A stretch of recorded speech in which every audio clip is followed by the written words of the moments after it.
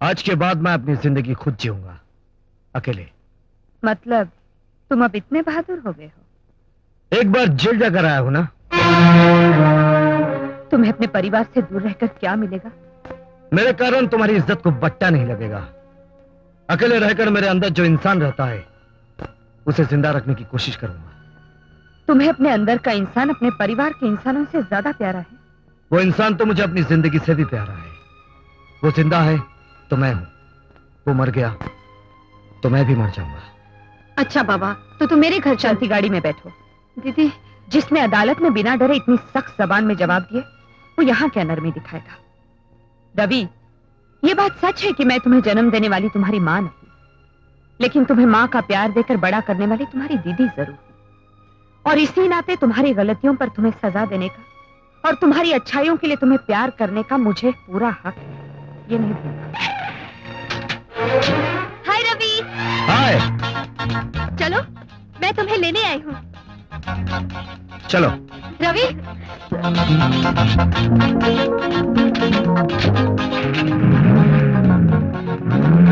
अरे दीदी, ये वही लड़की है ना जिसने उस दिन भरी अदालत में ये कहा था कि रवि ने उसकी जबरदस्ती पप्पी ली? लेकिन दीदी, उसके बाद तो रवि जेल चला गया, फिर ये उसको कहाँ मिली? दोनों में प्यार कब हुआ? मेरा तो माथा घूम गया। ये आजकल की लड़कियों पर तो विश्वास ही नहीं करना चाहिए। नहीं, ये झूठ है। मैंने अपनी मर्जी से कमला से शादी की थी, फिर मैं उस देवी की कैसे हत्या कर सकता हूँ? ये मेरे खिलाफ साजिश है। ए नालायक, एक तो बेरहमी से मेरी बेटी का खून किया और ऊपर से दुनिया के सामने मगरमच्छ चरी का आंसू गिराकर बचना चाहता है। Order, order. मिस्टर रघु, तुमने सब इंस्पेक्टर सोहन को यह बयान दिया कि जब तुमने अपनी पत्नी की चीख सुनी तो तुम फौरन किचन की तरफ दौड़े, राइट? हाँ। उस वक्त तुम कहां थे? हॉल में। तुम वहां अकेले थे या कोई और था तुम्हारे साथ? मेरे पिताजी थे मेरे साथ में। तुमने एफआईआर में तो कोई ऐसा जिक्र नहीं किया। नहीं, मेरे पिताजी वहां बिल्कुल नहीं थे। मैं बिल्कुल अकेला था। लेकिन अभी अभी तो तुमने पब्लिक प्रोसिक्यूटर से कहा कि तुम्हारे पिताजी तुम्हारे साथ थे। मैं जिस वक्त अपने पिताजी से फोन पर बात कर रहा था, उस वक्त मैंने चीख सुनी थी, इसलिए मैंने ऐसा कहा। ओहो, तो तुम ये कबूल करते हो कि जिस वक्त तुमने चीख सुनी तुम उसके बिल्कुल करीब थे, तो तुमने उसे बचाने की कोशिश क्यों नहीं की?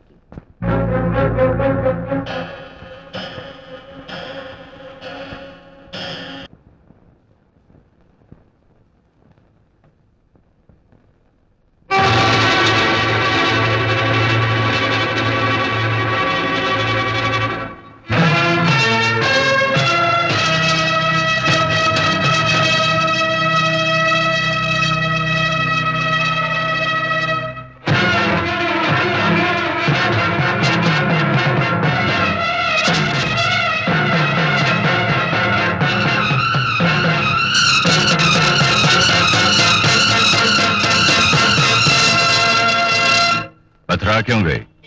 तस्वीर खिंचवा रही हो क्या? या पिछली जिंदगी की तस्वीरों को याद कर रही थी? अरे अपना सगा पति और सगी बेटी होने के बावजूद ये लावारिस बेसहारों की तरह जिंदगी गुजार रही हो। पुरानी यादें तो जताएंगी ही। मेरी बच्ची कैसी है? अच्छी है, बिल्कुल अच्छी है, मगर तुम्हारा छोड़ा हुआ पति, ये हाल है उसका। अरे होना तो ये चाहिए था कि इतनी बड़ी जज का पति होने के नाते तुम्हारे आलीशान बंगले में रहता, तुम्हारी गाड़ी में तुम्हारे साथ ठाठ से बैठकर ऐशो आराम की जिंदगी जीता। मगर देखो, पुराने कपड़े पहनकर सस्ती सी सिगरेट पीकर जिंदगी काट रहा हूं। मेरी बच्ची कहाँ है? तुम्हारे साय से बहुत दूर है। उससे मिलने को मन करता है ना? हाँ, तुमने उसे अपनी कोख से जन्म जो दिया, माँ के दिल के प्याले से ममता तो छलकेगी। मिलाऊंगा, जरूर मिलाऊंगा, लेकिन उससे पहले तुम्हें मेरी एक छोटी सी मदद करनी होगी। तुम्हारी अदालत में कत्ल का एक केस चल रहा है कि एमपी राजशेखर के बेटे ने अपनी बीवी को जान से मार डाला। तुम्हें सिर्फ ये फैसला करना है कि उसने वो कत्ल नहीं किया। तुम्हारी मांग में ये चमकता हुआ सिंदूर, तुम्हारे जिस्म पर यह खूबसूरत रंगीन साड़ी आज इसलिए है कि तुम्हारा पति यानी कि मैं अभी जिंदा है। इसलिए अपने सुहाग को, अपनी शान और शौकत को जिंदा रखने के लिए तुम्हें मेरी मदद करनी ही होगी। करोगी तो तुम्हारी बेटी की जिंदगी सुधर सकती है, और नहीं तो तुम अपनी बेटी की शक्ल जिंदगी भर नहीं देख सकोगी। इतने साल बीत जाने पर भी तुम्हारा ये रवैया नहीं बदला। जहरीले नाक के दांत उखाड़ दिए जाएं तो भी वो डसने की कोशिश जरूर करेगा। तुम तो मुझे एक बार इस तरह डस चुके हो कि मेरी जिंदगी तबाह हो गई, सब कुछ लुट गया। उस जहर का असर उतारते उतारते बरसों गुजर गए। मैं बेजान सी होते हुए भी जी रही हूँ। आज तुम फिर डसने आए हो। मेरी बेटी के लालच में मुझसे कानून और इंसाफ का खून करवाना चाहते हो? हरगिज नहीं, मैं गलत फैसला कभी नहीं करूंगी। ज्यादा भाषण देने की कोई जरूरत नहीं। एक बार फिर अच्छी तरह से सोच लो। अगर मैंने ठान ली तो जिंदगी भर तुम अपनी बेटी की तस्वीर भी नहीं देख सकोगी। गेट आउट, गेट आउट ऐसे। गेट आउट मत करो। मैं बड़ी हरामी चीज हूँ, किसी का पीछा इतनी आसानी से नहीं छोड़ता। अरे अरे अरे, बस करो बस करो बस करो। क्यों तकलीफ देती हो चपरासी को? मैं खुद जाता हूं। तुम औरत नहीं, पत्थरों पत्थर, समझी?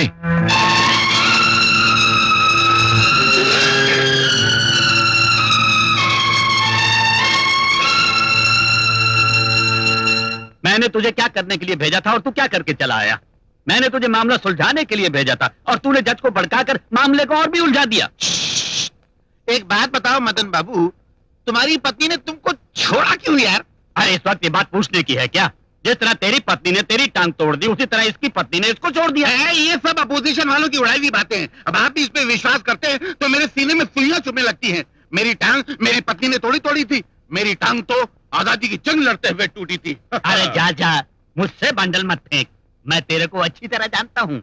आजादी की लड़ाई के वक्त तू दारू की दुकान के सामने सीख कबाब बनाया करता था। मैं भूला नहीं। और मैं भूल गया हूँ क्या? तुम भी चड्डी बनियान पहन के उसी दारू की दुकान में चना बेचा करते थे। हाँ। खामोश, मैं मुसीबत में फंसा हुआ हूँ और तुम हिस्ट्री दोहरा रहे हो। अरे घबरा मत, मैं तुम्हें एक ऐसे आदमी से मिलाऊंगा जो तुम्हारी सारी मुसीबतें दूर कर देगा। कौन है वो? आपसे भी ज्यादा लुच्चा। हाँ? नाम क्या? King Kong.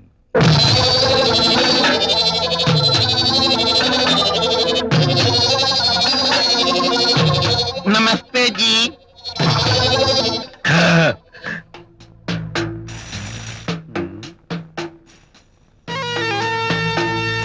ये आंखें फाड़ फाड़ के तुम लोग अपन को क्या देख रहा है? अजी कुछ नहीं, हम तो समझे थे कि किंग कॉन्ग 7 फुट का आदमी होगा, 400 केजी वजन, 80 इंच की छाती, मोटे मोटे दंत और बड़ी बड़ी मूछें। लेकिन आप तो बिल्कुल दुबले पतले निकले। पतली तो तलवार भी होती है, लेकिन जब मयान से बाहर निकलती है तो दूसरे की गर्दन काट के ही वापस अंदर जाती है। ये अड्डा अपुन का मयान है और अपुन इसकी तलवार है। लेकिन जब अपुन बाहर निकलता है तो दूसरा सीधा कब्रिस्तान पहुंच जाता है।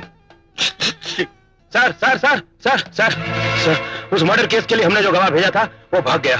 हरामी साले!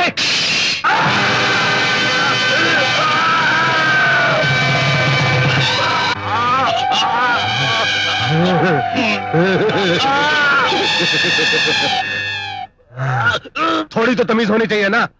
जब दो बड़े आदमी आपस में बात कर रहे थे तो कुत्ते की तरह बीच में आके बकबक करने लगा। ए साले जान! आया भाईजान। इस हराम खोर को किसी अस्पताल में जाकर फेंक दो, और अगर बच गया तो इसके हाथ में 10,000 रुपए थमा देना और कहना कि आइंदा अपन को शहर में कभी नजर नहीं आए, और अगर मर गया तो इसकी फैमिली को 25,000 रुपए देकर सेटलमेंट कर लेना। चल फुट। बताइए आप लोगों का क्या केस है? जी वो 1 गिलास पानी मिलेगा। छी छी छी छी छी छी, सुबह सुबह और पानी। दारू पियो, दारू। दारू? हाँ दारू। P low sir, P low. झूठा है। अरे पी लो, नहीं तो ये आदमी समझेगा हम लोगों को तमीज नहीं है और गिलास तोड़ के हम लोगों के पेट में घुसड़ देगा। पियो।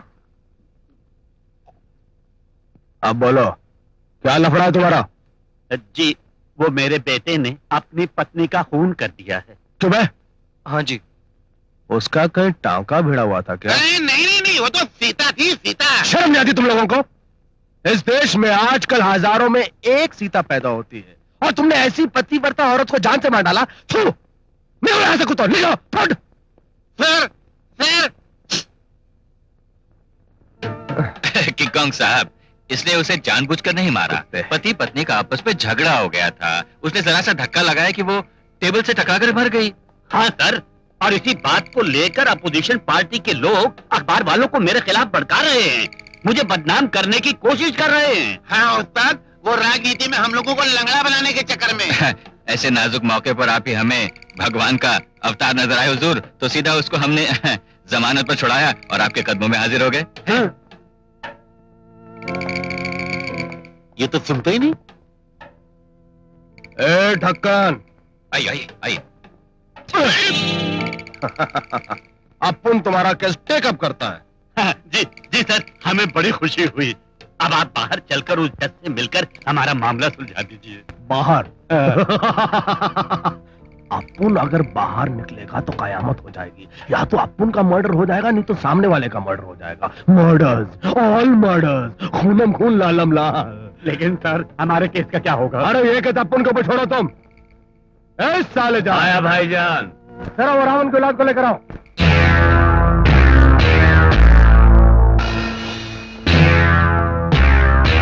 आज से ये तीनों तुम्हारे गोद लिए हुए बेटे हैं। इनका खाना पीना सोना होना सब तुम्हारे ऊपर। मगर ये पनिशमेंट कैसी? पनिशमेंट नहीं, सेटलमेंट। वो जज खुद तुम्हारे बेटे को लेकर तुम्हारे घर पर आएगी और बोलेगी, एमपी साहब ये लो तुम्हारा बेटा, केस खलास, फिनिश। और अब तुम लोग बेफिक्र होकर यहाँ से फूट लो।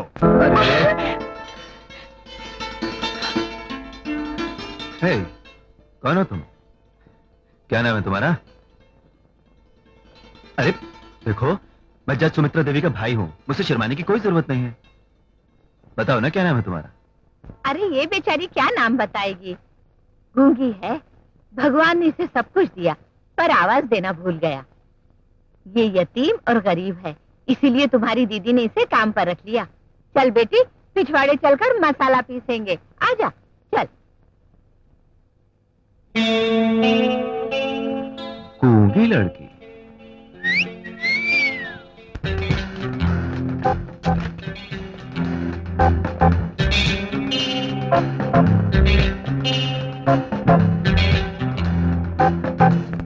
इस बार दिवाली के कपड़ों ने मेरा तो दीवाला निकाल दिया। 10,000 की टांग दे गए। अजी अपने बीवी बच्चों के लिए तो खर्च किया है, किसी और के लिए नहीं। मुझे उस बात का दुख नहीं है, दुख है तो इस बात का कि जब मैं एमएलए था तो सब कुछ मुफ्त में मिल जाया करता था, कोई चीज खरीदनी नहीं पड़ती थी। अब सब कुछ खरीदना पड़ रहा है। कुर्सी भी टांग देगी। जा तू पानी लेकर आ। तू जाना ऐसे जाना।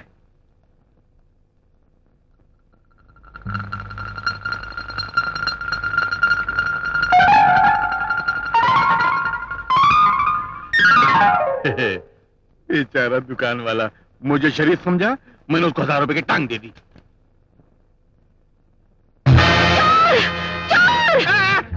मैं चोर नहीं हूँ।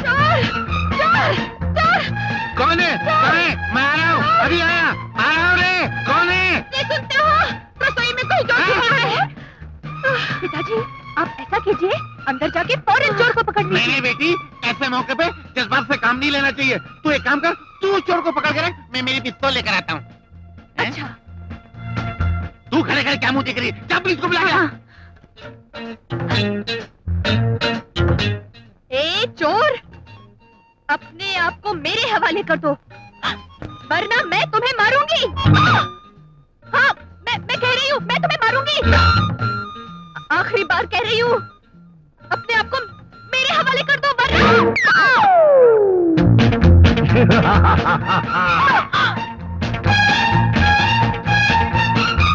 चोर मिल गया? मिल गया पिताजी। क्या कर रहा है? मुझे लूट रहा है। ऐसे कैसे हो सकता है? ये घर लूट सकता है मगर तुझे कोई नहीं लूट सकता। मैं आ रहा हूँ। मगर उसको पकड़ के रखा है ना? हाँ पकड़ के रखा है, एकदम कस के। एकदम कस के पकड़ रखा है। पहले सियाना बनता है, सर फोड़ दूंगा। घूम इधर। तुम आपका दामाद। ये कहाँ से निकाला? लो हाँ? मैं ये लेके जा रहा हूँ। ये लड्डू का नहीं है। पकड़ो चोर चोर। अरे तू क्या कर रही है? पकड़ो उसको। पकड़ो चोर, पुलिस पकड़ो। अरे कोई भी नहीं है। सुन तो, मैं तुझे कुछ नहीं कहूंगा। ओहो, देख चंपा, एक मिनट मेरी बात तो सुन। ये खूबसूरत फूल तेरे बालों में लगाऊंगा और तेरे इन गालों पर एक मीठी सी पप्पी लूंगा। बहुत खूब। मैं यहाँ कहाँ आ गया हूँ? इज्जत की देवी, कानून की मूर्ति श्रीमती सुमित्रा देवी के घर या शहर के किसी घटिया सिनेमा हॉल में? नमस्ते जज साहिबा। आप? जी, मेरा नाम एमपी राजशेखर। तशरीफ रखिए। चंपा, इनके लिए कॉफी लेकर आओ।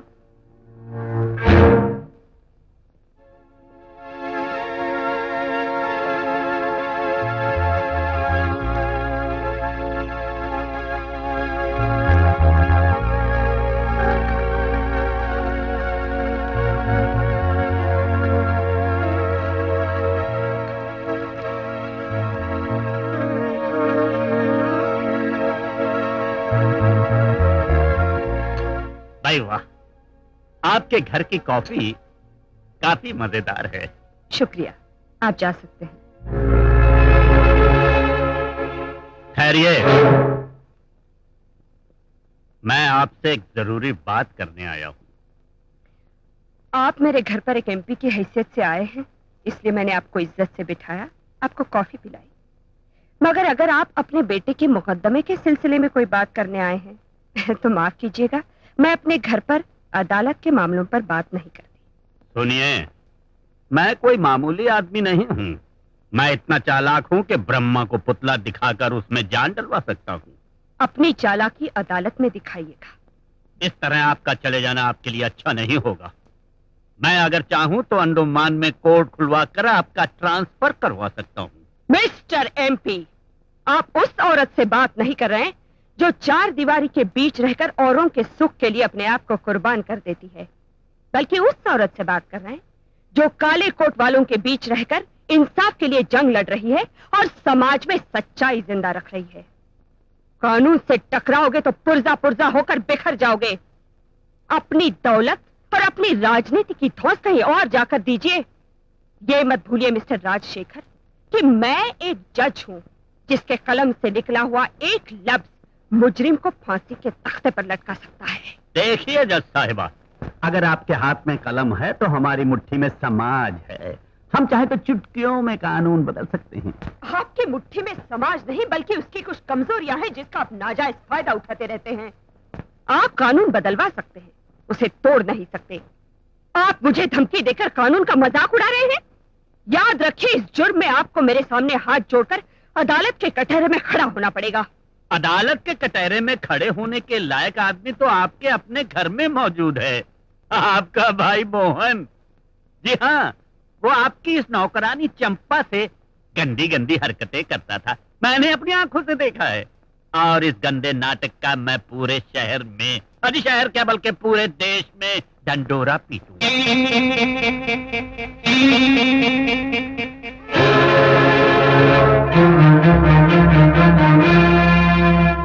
आप झूठ भी कहलवाना चाहेंगे तो भी नहीं कहलवा सकेंगे, क्योंकि चंपा गूंगी है, बेजुबान है।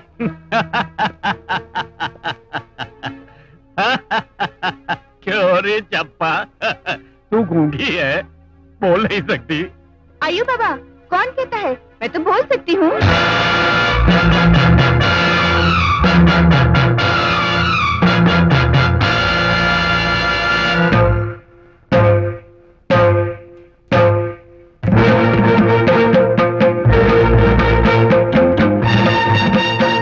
मेघा जी, शादी का एग्रीमेंट लाया था। अच्छा होता जो कुछ हमने तय किया उसे कागज पर लिख दिया जाए। जरा साइन कर दो।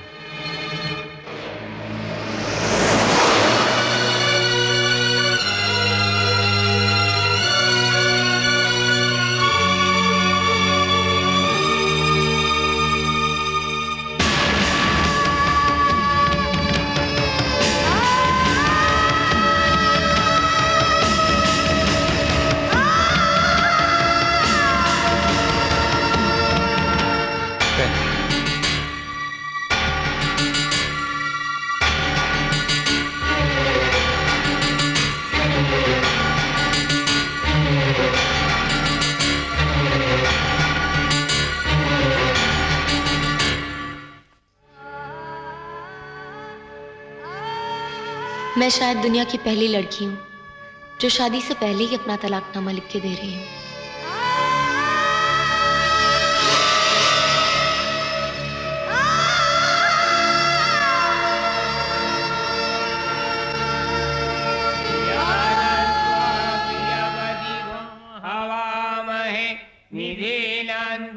निधिवदिगो हवामहे वसो मम आहम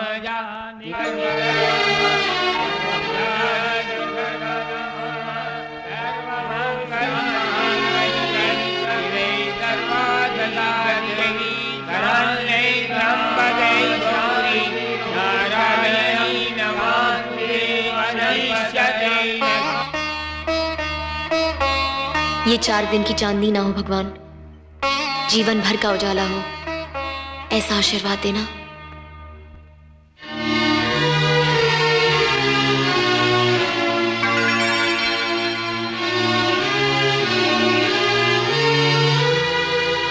अरे अरे, मेरे पाँव क्यों छू रही हो? माँ ने कहा था जाते ही पाँव छूकर आशीर्वाद लेना। लेकिन आशीर्वाद तो बड़ों से या देवी देवताओं का लेते हैं। माँ कहती है पति भी देवता समान ही होते हैं। अरे क्या क्या कर रहे हैं? वही जो तुमने किया। अगर तुम मेरे पाँव छू सकती तो मैं तुम्हारे पाँव क्यों नहीं छू सकता? लेकिन आप पति हैं। और आप पत्नी है। पतियों में क्या सुरखाब के पर लगे होते हैं? लोग मेगा आई फील पति पत्नी को दोस्तों की तरह रहना चाहिए, ना कोई छोटा ना कोई बड़ा। फिर इस वक्त तो पत्नी के पैर पकड़ने में ही फायदा है।